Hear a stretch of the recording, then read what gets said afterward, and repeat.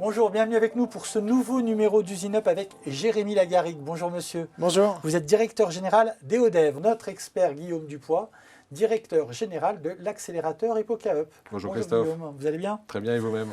Je ne sais pas, on va bientôt savoir si vous êtes un homme à hydrogène. Alors, puisqu'avec Jérémy Lagarigue, nous entrons dans l'univers de l'hydrogène, je crois un univers qu'on n'a jamais traité jusqu'à maintenant. Jusqu'à présent, non. On fait depuis bientôt plus d'un an cette émission et on n'a jamais rencontré de start-up spécialisée dans l'hydrogène. Comment vous êtes arrivé, vous, dans ce monde-là? Je suis arrivé par le monde maritime. C'est un ancien concurrent, ami, collègue, Victorien Hérussard, qui est le fondateur d'Energy Observer, connu aujourd'hui être le premier bateau à hydrogène, justement, mais qui était aussi autonome en énergie, donc qui produit sa propre énergie, stockée sous forme de batterie et donc d'hydrogène, à faire le tour du monde en respectant la planète et l'environnement. Et à force de faire le tour de France, d'Europe et du monde, il s'est rendu compte qu'il y avait énormément de sollicitations auprès de collectivités, de villes, d'armateurs, pour vouloir des solutions décarbonées. Et ils sont venus me chercher en me disant, voilà Jérémy, est-ce qu'avec ton expérience industrielle maritime, tu peux nous aider à développer des briques technologiques permettant d'accélérer la transition énergétique? D'où EODEV, c'est l'acronyme de Energy Observer Development, que l'on a créé à ce moment-là. On parle d'hydrogène, là. On en est où aujourd'hui? Cette technologie, elle est mature, elle est industrialisable, elle est utilisable? Alors effectivement, elle est déjà industrialisée. Aujourd'hui, vous pouvez aller chez votre concessionnaire Toyota, repartir de chez votre concessionnaire avec une voiture et rouler à l'hydrogène. Et assez rapidement, on va se rendre compte qu'en fait, ce qui manque pour pouvoir aller plus loin, et en tout cas qu'il y ait plus de voitures hydrogène, c'est les stations. Toute la logistique, l'infrastructure hydrogène aujourd'hui qui est en souffrance. Et on voit bien qu'il y a une mobilisation énorme aujourd'hui des gouvernements, des pays, des consciences collectives pour utiliser l'hydrogène comme un vecteur énergétique du futur, avec des investissements. On parle du plan de relance français, 7 milliards orientés sur l'hydrogène, qui vont servir à produire cet hydrogène de façon massive, le distribuer avec des stations pour que vous puissiez rouler avec votre voiture à hydrogène. Mais aussi, en fait, nous, derrière, chez EODEV, on a construit des produits pour pouvoir transformer cet hydrogène en énergie finale. Généralement, c'est de l'électricité. Donc, on a un générateur qui vient en lieu et place des générateurs diesel. Il y a un range extender qui vient en lieu et place des moteurs diesel à bord des bateaux pour décarboner les usages maritimes. Ça, c'est ce que vous avez trouvé, c'est ce que vous avez réussi à démontrer avec ce bateau de Victorien Hérussard qui l'a développé.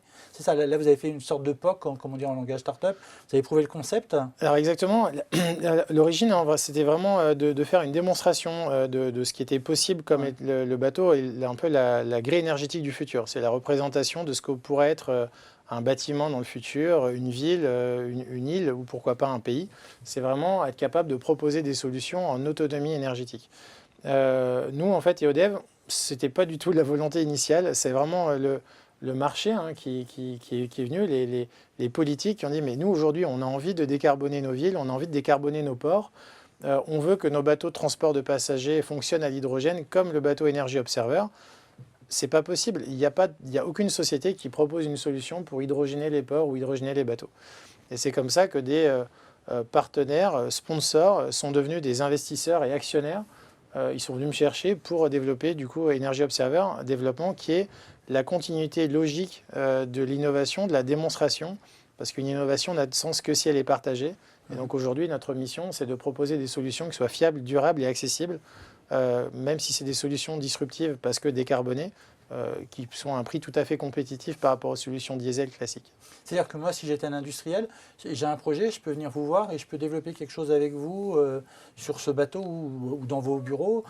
Vous avez un peu le rôle de laboratoire R&D pour tous les gens qui veulent travailler? Alors, c'est le cas du bateau. Le bateau Energy Observer est considéré comme un laboratoire. Nous, EODEV, on est plutôt la partie industrielle. On va industrialiser des solutions, industrialiser des produits.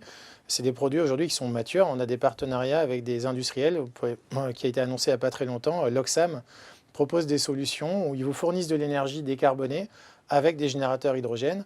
Vous avez des bateaux qui sont branchés à quai de façon décarbonée. C'est le cas du port de Toulon qui va brancher les bateaux de la Corsica Ferries de façon décarbonée. Mais toute une pléiade d'autres industriels aujourd'hui qui sont en train de venir nous voir et qui cherchent des solutions pour se décarboner, mais aussi des fois avoir des économies, parce qu'il y a de plus en plus de notions de taxe carbone qui est en train d'arriver, en tout cas qui présente son ombre sur des usages carbonés. Et ils voient vraiment la solution hydrogène comme une réponse à ce besoin. Et donc on a des produits qui permettent de répondre à ces besoins pour accélérer la transition énergétique. Vous proposez, si j'ai bien compris, l'hydrogène, au départ, ça coûte plus cher. Donc, il faut parfois aussi trouver un financement. Il y a une question de financement. Vous-même, vous travaillez sur le financement? Exactement, oui. On a un partenariat avec la BSPCE qui est vraiment une banque pionnière aujourd'hui pour mettre en valeur les solutions décarbonées. Et ils nous proposent d'avoir des solutions qui sont des fois 2 à 3 fois plus longues en termes de financement par rapport à des solutions carbonées ou diesel. Ce qui permet en fait d'avoir un loyer relativement proche, si ce n'est identique, d'une solution diesel. Et c'est ce qui permet justement d'accélérer cette transition. Maintenant, pour que vous puissiez faire financer votre produit hydrogène qui est quand même novateur par ces solutions, il faut que vous arriviez à prouver une notion de fiabilité, durabilité, compétitivité d'un point de vue cahier des charges par rapport à l'usage du client. Et c'est la force qu'on a réussi à développer au sein d'EODEV, principalement avec notre partenariat avec Toyota. Vous avez levé, justement, puisque vous parlez de Toyota, vous avez levé 30 millions d'euros début avril. Vous allez en faire quoi? Alors je m'excuse, c'est 20 millions d'euros. Ah, parce que moi je suis généreux avec l'argent des autres. Non, mais je vous en prie. Mais effectivement, on a eu la chance d'avoir Toyota qui est rentré comme investisseur. C'est rare que Toyota se positionne en tant qu'investisseur. Ils ont différents véhicules qui permettent de faire des investissements pour soutenir l'innovation et les startups, mais qu'eux-mêmes viennent directement dans une entreprise, c'est quelque chose qu'ils ne font pas souvent. Et c'est l'intelligence qu'ils ont montrée aujourd'hui avec ce partenariat, c'est vraiment de fusionner nos deux entités pour avoir la force des deux. La force d'une startup, c'est l'innovation, un développement de produits relativement court, on est entre 6 et 9 mois, là où des multinationales sont plutôt sur des années, 2, 3, 4 ans de développement. Et à l'inverse, une start-up, généralement, elle n'a pas une vision industrielle mature avec des solutions qui sont fiables, durables. Et c'est vraiment la force de Toyota aujourd'hui, c'est leur durabilité, leur fiabilité. Et c'est un peu ce mix des expériences qui permet aujourd'hui de mettre sur le marché un produit relativement mature, dans un coût très accessible et dans une durée relativement courte. Et ce qui permet qu'aujourd'hui, on a un produit qui est en avance par rapport à la concurrence sur le marché. Vous allez pouvoir encore accélérer. Donc, Guillaume Dupois, vous êtes donc toujours directeur général. Depuis le début, ça n'a pas changé. Depuis le début. J'aime bien répéter, directeur général de l'accélérateur EpoCaUp. On parle donc pour la première fois d'énergie et d'hydrogène. Quel est le potentiel de marché de cette énergie nouvelle? Considérable.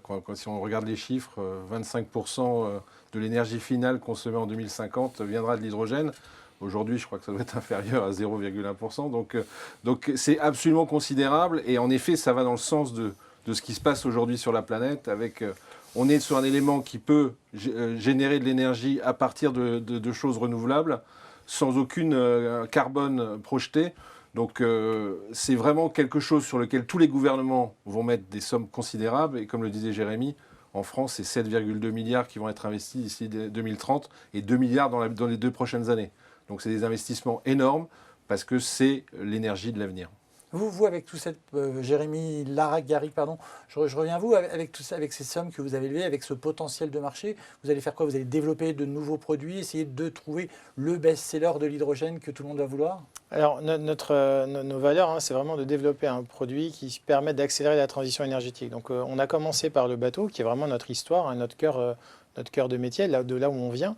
On s'est assez vite rendu compte que ce qu'on avait développé pour le bateau, qui devait être compact, résister à un environnement vraiment très contraint, on pouvait le mettre plus facilement et de façon même moins chère à bord d'un générateur, donc à terre, et qu'en fait, l'usage d'un générateur, il y en a partout, on ne s'en doute pas, mais dans la salle de tournage où on est aujourd'hui, on est dans une tour qui doit faire un peu plus de 7 étages. Dès que vous avez plus de 7 étages, généralement, vous avez un générateur pour sécuriser les ascenseurs. On a des générateurs dans toutes les banques, dans toutes les data centers. Dès que vous faites un événement, un concert ou autre, vous avez une solution de backup sous forme de générateur.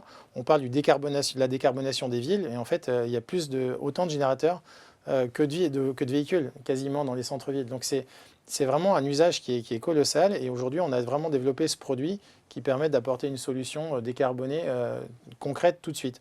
Néanmoins, et on va développer d'autres produits dans le futur. Principalement, on parle de la voiture ou du bateau qui ont besoin d'avoir des stations pour se recharger. Et on se rend compte qu'aujourd'hui, on est en souffrance de réglementation pour déployer ces stations et ou de financement. Alors, côté financement, vous l'avez bien évoqué, c'est quelque chose qui est en train d'arriver. Le côté réglementaire, c'est souvent un petit peu plus long.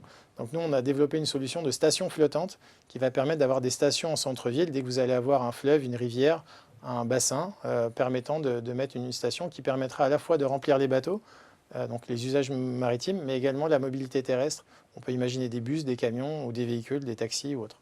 Eh bien, quelle aventure. Merci beaucoup d'être venu en parler ici. Jérémy Larrague, directeur général d'EODEV. Merci Guillaume Dupois d'avoir été avec nous. Merci à vous de nous avoir suivis et à très bientôt pour un nouveau numéro d'Usine Up. Bonne journée.